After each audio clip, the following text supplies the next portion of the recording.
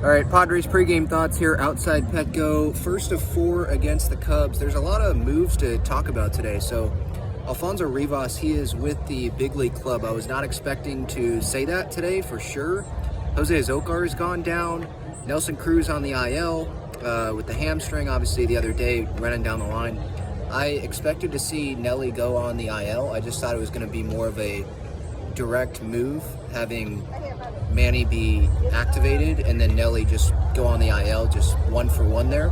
But it's been multiple moves. So Campy is now on the 60-day. That shouldn't be a surprise. They just made that room, the 40-man roster room for Alfonso Rivas.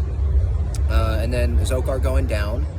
So that leaves the outfield as Dixon, if you want to include him in there, Rivas, if you want to include him in there, Soto, Tatis, and Grish. So Tatis, he's the backup center fielder. That's what it is. Because you're not going to have Brandon Dixon play center. You're probably not going to have Soto play center, especially at like Petco, right? You're not going to have Rivas. So yeah, Tatis, he's there. So that's what what that move tells me is I would expect Tatis to play some more center field here. And then they'd probably have Dixon or Rivas go play right. I would assume, with Soto just staying in left. I'd be okay with that, but how much better are you getting? Like, maybe immediately they're like, yeah, we'll put Dixon in the outfield, we'll have Grisham not play. Dixon's been playing better, but is Dixon going to sustain this? I'm not so sure about that. So, I don't know, Tatis being, if he gets more time in center, you're making your defense worse. Not Tatis in center, but because you're putting maybe Rivas or Dixon in right. That's how it's not as good defensively than if it would have been Grisham in center, Gold Glove center fielder, and Tatis in right. For today, it's Tatis in right. It's as normal, Tatis in right, Grish in center, but that's just something to look forward to, or just look for maybe sometime this homestand. Is Tatis playing center? They could put Grish in right, but why would they do that when Grish is comfortable playing center, right? If Grisham's playing, he's playing center. But Manny's back. It makes the lineup look a lot better with Sanchez, obviously, I think, hitting 6 today. Manny hitting cleanup, I think. It makes it look much better because it was looking pretty bad there, in New York and all that, especially when Soto was out, right? To start that one game where bottom of the lineup, it was like Dixon was hitting 5th.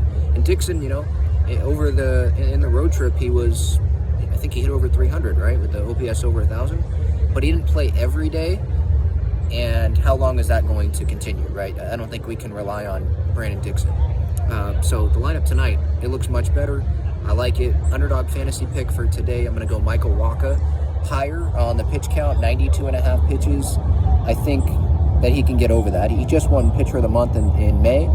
And with how well that he's pitching, I think Bomel trusts him. Definitely trusts him now. Maybe more so than at the beginning of the season. So I would expect him to pitch into the late 90s. The only way I see him leaving before he gets to 92 pitches is if he completes like 6 before 92 maybe, and they just shut it down then. Because the bullpen's fresh. Hader's good, Martinez is good, Hill, Wilson, I think Honeywell, they all should be good with the day off, with not pitching yesterday because they blew the Marlins out of the water. So maybe that's a scenario. But I would go higher on Wacha there, expecting a quality start from him. And we're seeing Odor in the lineup tonight with Tyone on the mound. That's why they're going with the matchups there.